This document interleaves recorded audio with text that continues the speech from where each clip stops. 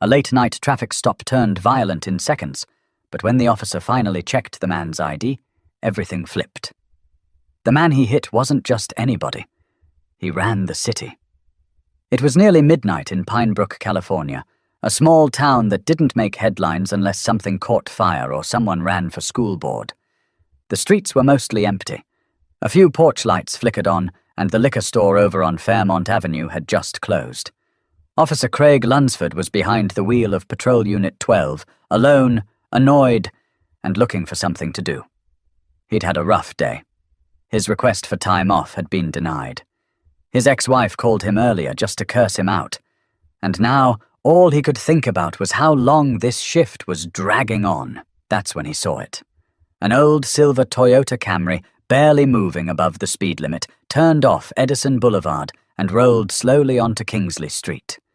No reason to be suspicious, really. But something about it bothered him.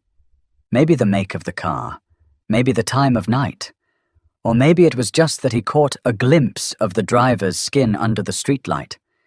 He flicked on his lights. The car pulled over immediately. No fuss, no erratic movements, just calm and quiet compliance. Lunsford stepped out of his cruiser, adjusted his belt, and walked toward the car with short, fast strides. He didn't call it in. Didn't bother checking the plates first. Didn't even have a reason yet. He just knew he wanted to see who was behind the wheel. The window was already rolled down. "License and registration!" Lunsford barked, hand resting on his holster. The driver, black man, maybe in his late 30s, close-cropped hair, clean-shaven, reached slowly toward the glove box. "It's in here," the man said, voice calm, deliberate. "Just letting you know before I move." Lunsford didn't like that. The slow tone, the clear speech. The man wasn't scared. That irritated him more than he wanted to admit. "Did I do something wrong, officer?" the man asked, eyes steady. Lunsford took a step back. "Don't question me. You don't get to ask the questions," he snapped. The man paused, handed over his ID and insurance. Craig didn't even glance at the name on the license. He was already annoyed by the man's tone, his patience, the way he sat upright like he didn't have anything to fear. That rubbed him the wrong way. People were supposed to be nervous during a stop, but not this guy. "Get out of the car." The man blinked. "Sir, may I ask why?" "I said get out of the damn car," his voice echoed through the street. A couple houses down, someone peeked through their blinds. Another porch light turned on. The man stepped out slowly, hands in plain view. "I don't want any trouble," he said. Lunsford didn't respond. He moved in close, chest puffed out. He shoved the man lightly first, testing the boundary. Then harder. The man stumbled back. "You gonna resist now?" Craig growled. "No, I'm not resisting," the man replied, arms raised. That's when Craig swung. Open palm across the face, enough to knock the man sideways and to the pavement. Someone across the street gasped. A teenage girl filming from the sidewalk whispered, "Oh my God!" Her camera caught it all. Her phone caught the sound of skin hitting pavement. The man didn't fight back, didn't yell, just looked up, dazed but focused. And then a second cruiser pulled up behind Lunsford's. Two more officers stepped out, one of them recognizing the man on the ground almost immediately. Craig, stop! Do you even know who that is?" Officer Terry Stanton shouted as he jogged up. Craig ignored him, grabbing the man by the collar to haul him up. That's when the man finally spoke clearly. "My name is Anthony Delmar. I'm the mayor of this city." Terry stopped cold. Craig blinked, still gripping the fabric of the mayor's blazer. He looked down, finally reading the name on the driver's license in his other hand. Anthony Delmar. His stomach turned, but before he could speak, before he could let go, cameras were already rolling, and the damage was done. For a moment, everything froze. Officer Craig Lunsford was still gripping Mayor Anthony Delmar by the collar, knuckles tight, breath heavy. Terry Stanton stood behind him, eyes wide, lips slightly parted like he wanted to say something, but couldn't believe what he'd just seen. Then came the voices. "That's the mayor! Yo, he just hit the mayor! Someone called the news. He just punched Mayor Delmar!" Phones were out, cameras rolling. One teenager, Shelby Ortiz, had her live stream running with over 3,000 viewers watching it all unfold in real time. Another man across the street, Greg Harmon, had already called his brother, a reporter in Sacramento. Craig finally let go of Delmar's shirt. He stumbled back, blinking as if he'd just walked into sunlight after a long nap. Look, I didn't know," he mumbled, voice cracking a little. But it was too late for explanations, too late for apologies. The mayor stood on his own now, wiping blood from the corner of his mouth with the back of his hand. His left cheek was already swelling. He didn't raise his voice, didn't yell. He just looked Craig straight in the eye. "You never even asked for my name." Craig opened his mouth again, but nothing came out. Stanton stepped in between them. "Craig, go wait in the car." "I didn't know," Craig repeated louder this time, as if that somehow made it okay. "Craig," Stanton said again, firmer. "Now." Lunsford hesitated, then turned and walked back toward his cruiser, drawing every eye in the neighborhood with him. The tension didn't disappear. It followed him like the smell of gasoline. Heavy, flammable. Stanton turned back to the mayor. "Mr. Delmar, are you all right?" Delmar nodded once, slow. "I need medical," he said quietly, "and I want everything logged. Body cams, reports, witnesses, everything. You got it," Stanton said. The other officer, Sanchez, was already moving. He began speaking to bystanders, collecting names, trying to bring some order to what had just turned into a media explosion. A few people had tears in their eyes. One woman, maybe in her 50s, clutched her chest and kept muttering, "They hit the mayor. They really hit him." Delmar sat down on the curb. Not because he was weak, but because his legs weren't entirely steady, and he didn't want to give anyone the satisfaction of seeing him stumble again. An EMT arrived 10 minutes later, and Delmar waved off the stretcher. They cleaned his lip, checked his jaw, said he might need x-rays. He agreed to go in, but he wasn't leaving until he had a copy of every single video file and report created that night. By 12:43 a.m., the mayor was in the back of an ambulance, surrounded by flashing lights and murmurs of disbelief. Lunsford was still in his cruiser, silent. Sweat soaked through his undershirt. He hadn't even radioed it in. Stanton had to do that. He didn't know what to think. His head was buzzing with a mess of emotions, panic, guilt, confusion. But not once did he think of Anthony Delmar as the mayor until that name had left the man's mouth. Until then, he'd just been another guy in an old car at night. That's what he told himself. That's what he wanted to believe. But deep down, he knew better. Back at the station, Stanton filed his initial report. He didn't sugarcoat anything. The mayor had been compliant. No threats. No resistance. And Officer Lunsford had escalated the situation without cause. He made sure the words were clear. At 2:05 a.m., the Chief of Police, Marlene Knox, was woken up at home by a call she couldn't ignore. "Mayor assaulted by Pine Brook officer. It's already on Twitter. It's everywhere." Her stomach dropped. She didn't ask who the officer was. She already knew.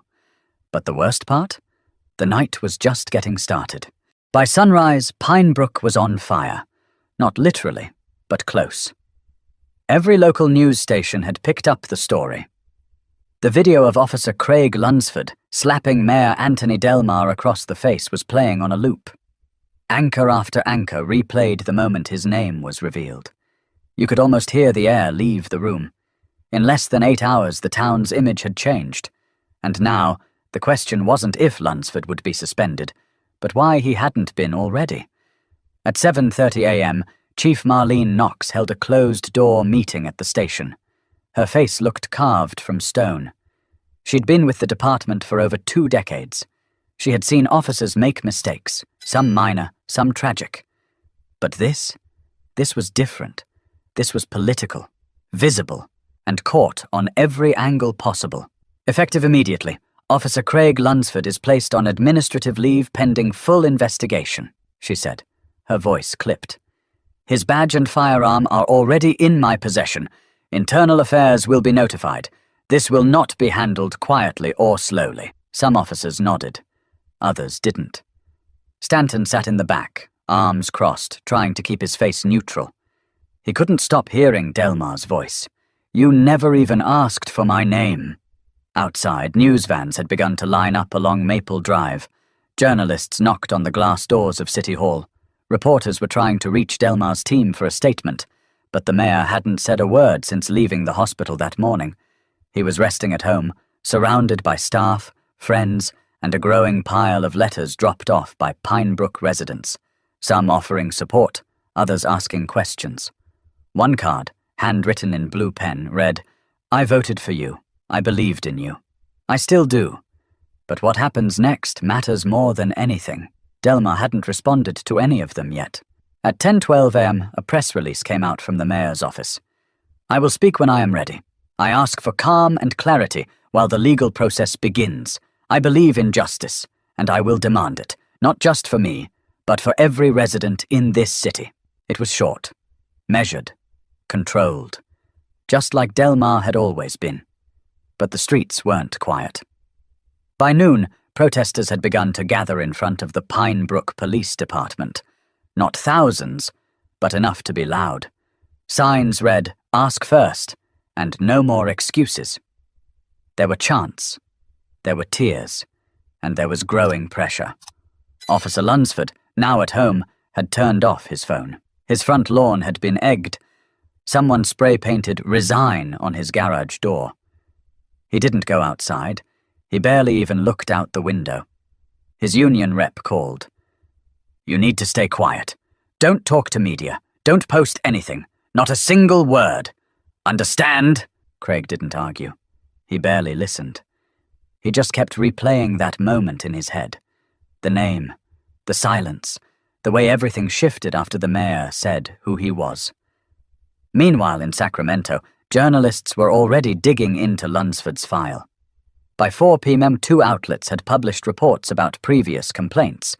Nothing criminal, but enough red flags to make people question why he was still on the force.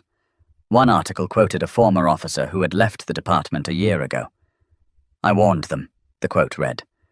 "Craig had issues, he was impulsive, but nobody wanted to rock the boat." Inside City Hall, a handful of council members were already meeting informally. Some wanted the chief gone. Some wanted every officer's record reviewed. Some just wanted to wait and see. But the pressure was building, and the silence from Delmar only made it louder. But silence was never going to last, not in a town where everyone was watching, and the wound was still fresh. Before the title, before the suit, before the office with the seal on the door, Anthony Delmar was just a kid from East Oakland, with a father who worked 2 jobs and a mother who passed too early. He didn't grow up dreaming about politics. He dreamed about balance, keeping the lights on, staying out of trouble, making it out in one piece.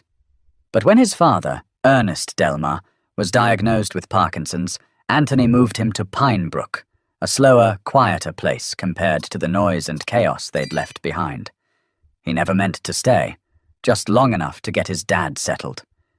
But Pinebrook had a way of pulling people in, sometimes through charm, sometimes through guilt. For Anthony, it was responsibility. He started showing up at city meetings, asking questions others were too tired to raise, volunteering for committees nobody wanted, picking up trash on weekends with the kids from Jefferson Middle. People noticed, not because he shouted, but because he listened. When the previous mayor announced he wouldn't be seeking re-election, a few residents half-jokingly told Anthony to run. A few more got serious. Then the petitions started. He didn't raise a ton of money. He didn't have the endorsements. What he had was trust and presence. Folks liked that he showed up in jeans and shook every hand without looking over your shoulder to find someone more important. He won with 61% of the vote. On a rainy Tuesday, no pomp, no limo, just a hug from his dad and a homemade cake from Ms. Lillian down the street. Chocolate with peanut butter frosting. His first year wasn't easy. He inherited a town divided by zoning fights, underfunded schools, and a police department that hadn't changed leadership in 16 years. But he got to work, passed small policies, took community feedback seriously, cut his own salary, and put the extra into public housing repairs. One thing he didn't do: pick fights. He believed in solving problems face-to-face, without cameras. So when he sat in that curb the night he was struck by Officer Lunsford, the restraint he showed wasn't new. It was who he had always been. Anthony had driven himself that night. No staff, no security detail, just an old silver Camry with a dent in the passenger door that his dad used to complain about but never fixed. He was coming home from a charity dinner 2 towns over, raising money for a youth scholarship fund. He'd worn a plain blazer, no tie, and had stopped for gas on his way back. It was supposed to be quick. He hadn't wanted any attention. He never liked being fussed over, which is why he never mentioned who he was during the stop. Not at first.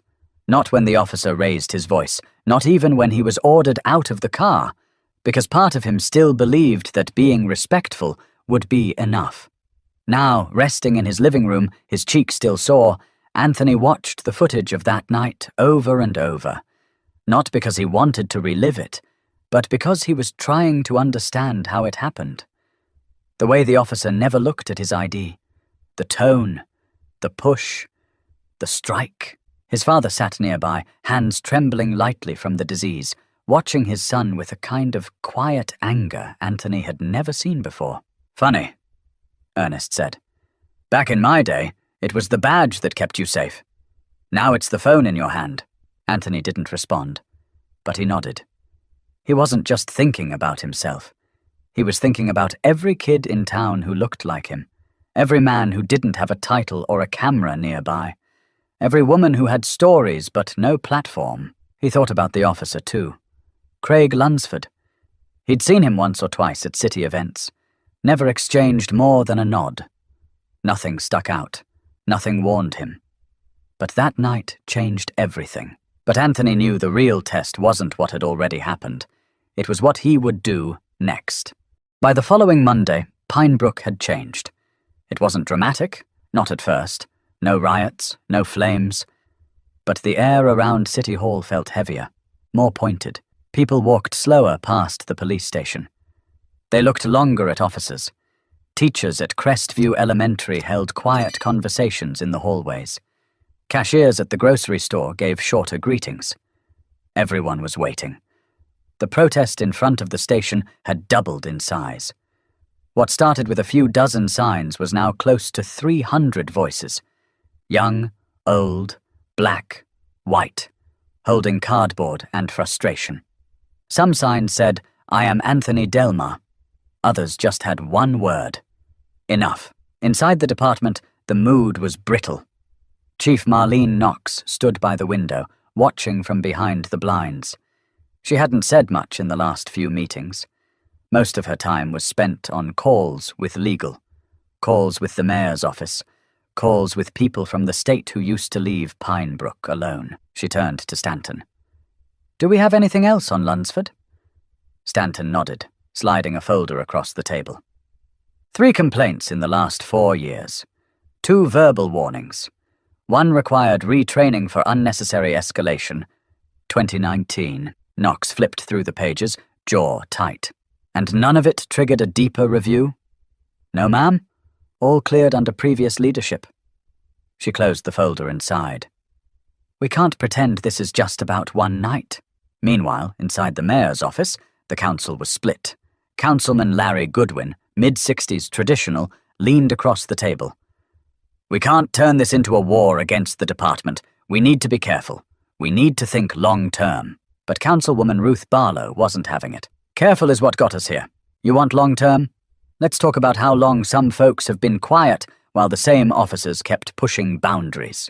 They argued for 20 minutes. No shouting, but enough tension to fog the windows. Everyone knew change was coming. They just didn't agree on the shape. At Baxter's Diner, the unofficial town hall for old-timers, the booths were buzzing. "Boy should have said who he was," one man muttered, stirring his coffee. "Don't matter who he was," the waitress shot back. "That officer was out of line, and everybody knows it."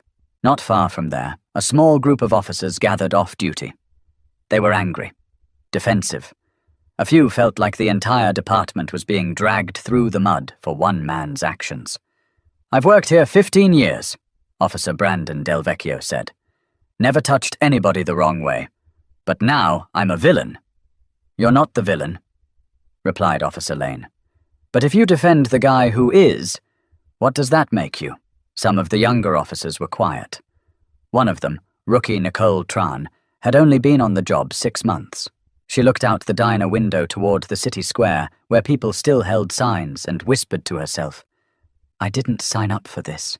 And across town, at Ridgeway Library, a group of high school students printed flyers for a peaceful march. They didn't care about party lines. They just knew what they saw, and it didn't sit right. It wasn't just the mayor anymore.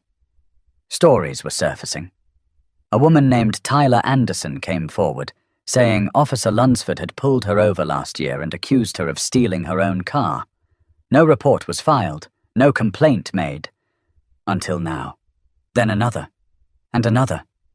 People had kept things to themselves for years. Some out of fear, some out of exhaustion. But now they were talking. Pinebrook wasn't known for protests. It wasn't known for activism. But something had broken open, and no one was rushing to close it back up. But everyone kept asking the same thing. When is the mayor going to speak? 3 days after the assault, the mayor finally spoke. He didn't do it with a flashy press conference or under a big banner. No dramatic music, no staged crowd, just a podium on the front steps of City Hall, a single microphone, no notes in his hands. It was 9:04 a.m. The square was quiet except for the steady clicking of camera shutters and the low buzz of phones streaming live.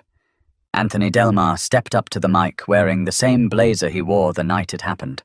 The swelling in his cheek had gone down, but the faint yellow of the bruise was still there, like a watermark of the moment no one could forget. He took a breath and began. "I've stayed quiet these last few days. Not because I was scared, not because I didn't know what to say, but because I needed to make sure I wasn't speaking from anger." He paused. The crowd leaned in. "I'm not here to speak as a victim. I'm here as your mayor, your neighbor, and your equal." Some people clapped. Others just stood still, waiting. What happened to me was not new, not to many in this town. It was just visible. And that makes all the difference. He looked directly at the line of officers standing at the edge of the crowd. Chief Knox among them. "I've reviewed every piece of footage. I've read every complaint that came in before and after. I've spoken to residents who've stayed silent for years.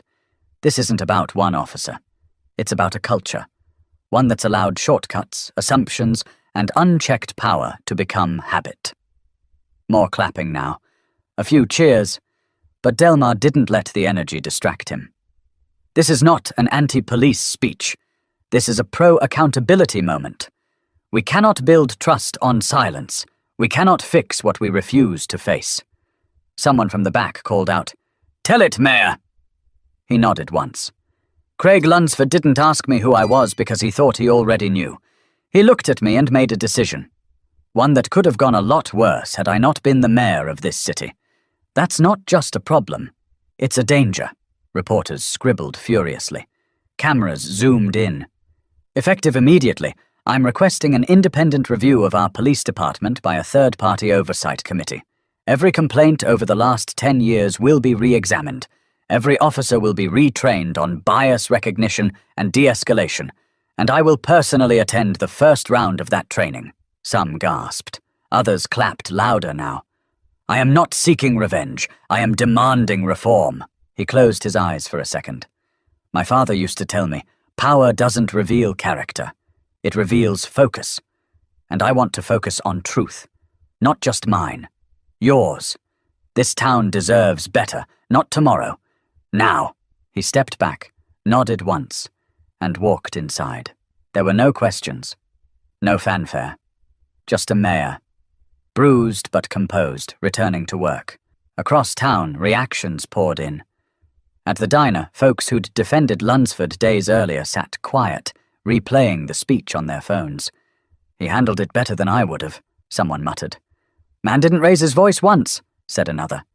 "That's strength." At Ridgeway Library, students who had organized the peaceful march erupted in cheers. "He's the real deal," one of them said. "That's why we voted for him." Inside the department, Chief Knox returned to her office and locked the door. She watched the full speech again, this time alone.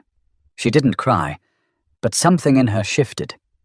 And at home, Craig Lunsford sat in the dark, watching the mayor speak on a tiny screen. He turned it off halfway through, not because he didn't believe what was being said, but because deep down, he knew it was all true. But knowing the truth was one thing, facing the consequences, that was next. 2 weeks later, the report was finished. The independent review team, brought in from Stockton, had worked around the clock, combing through complaints, incident reports, and body cam footage dating back a decade. What they found wasn't shocking to everyone, but it was damning enough to warrant action. 19 complaints against Officer Craig Lunsford. Only one had ever made it beyond his supervisor's desk. No formal disciplinary hearings, no psychological evaluations, no real consequences. On a rainy Thursday morning, the mayor held another briefing, this time inside City Hall, flanked by Councilwoman Ruth Barlow and Chief Knox. The room was packed. "Effective immediately," Delmar announced. "Officer Craig Lunsford has been terminated from his position with the Pine Brook Police Department. He will not be reinstated, rehired, or reassigned under any city contract." A few reporters started shouting questions at once. The mayor held up his hand. "This isn't about punishment for its own sake. It's about responsibility. And this town, every town, has to decide what kind of leadership it wants behind a badge." Chief Knox spoke next, her voice clear and without hesitation. "We failed. I failed. Not just the mayor, but the public. By ignoring patterns, by letting warnings collect dust. And for that, I will cooperate fully with any oversight changes this city sees fit to make." Some murmured. Some applauded.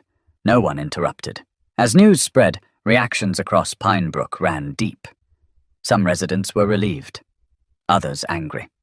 A handful believed Lunsford had just been a scapegoat, but most understood something deeper had shifted. Outside Ridgeway Market, a man named Reggie Porter stood handing out copies of the mayor's reform plan. He didn't say much, just handed people the papers and nodded.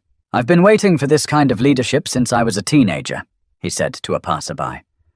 In another part of town, on a quiet street, Tyler Anderson received a formal apology letter from the department for her traffic stop the year before. It didn't erase what happened, but it was something. As for Lunsford, he disappeared from the public eye. No interviews, no statements. Just one short resignation letter sent to the city council. "I accept the decision. I have nothing more to add." But the story didn't end there. Mayor Delmar pushed forward with the reforms. A civilian review board was established. A hotline for anonymous reporting went live. Monthly community meetings began, led by officers and residents side by side. Some were skeptical, some angry. But they showed up. People started to feel like maybe, just maybe, this place could be different. And Delmar? He kept doing what he always did, walking the neighborhoods, answering calls, listening more than he talked. At one of those meetings, a young girl raised her hand. "What if something like this happens again?" Delmar looked her in the eye. "Then we deal with it. Together. Loud, clear, and honest. That's the only way to keep things from going quiet again." The room stayed still for a second. Then someone clapped. Then another. It spread slowly, without being forced. Weeks turned into months. The town didn't forget. They still carried the tension. But there was a shift. Small, gradual. The kind you only notice when you stop and look back. At his father's house, now quieter than ever, Anthony sat out back one evening. Ernest Delmar looked over at him and said, "You took the hit and stood taller. That's what real change looks like." Anthony didn't smile. But he nodded once, quietly. Not because he felt proud, but because he knew the work had only just begun. If there's a lesson in all this, it's this. You don't always get to choose the moment, but you do get to choose the response. And sometimes doing the right thing doesn't mean shouting louder. It means standing your ground when silence would be easier. If this story meant something to you, if it made you think, reflect, or feel, hit that subscribe button. We've got more stories coming. Real stories, hard stories, but always honest.